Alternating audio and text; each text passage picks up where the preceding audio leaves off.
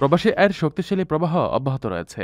চলতি সেপ্টেম্বর মাসের প্রথম ১৬ দিনে দেশে ১৬৭ কোটি ৩০ লাখ ডলারের রেমিটেন্স পাঠিয়েছেন প্রবাসীরা।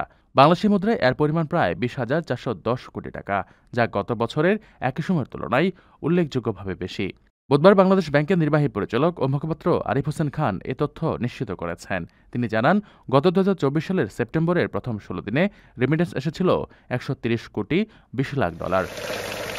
সে হিসেবে চলতি বছর একই সময়ে প্রবাসী আয় ৩৭ কোটি ১০ লাখ ডলার, বা প্রায় ২৮.৫%। এই ইতিবাচক ধারা গত আগস্ট মাসেও দেখা গিয়েছিল।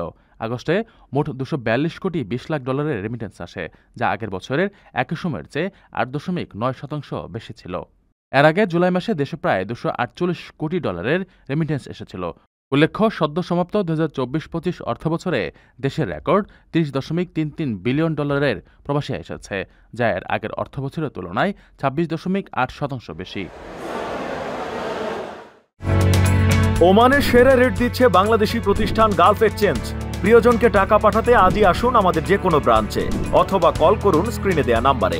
গালফ এক্সচেঞ্জ, বাংলাদেশিদের প্রিয় এক্সচেঞ্জ।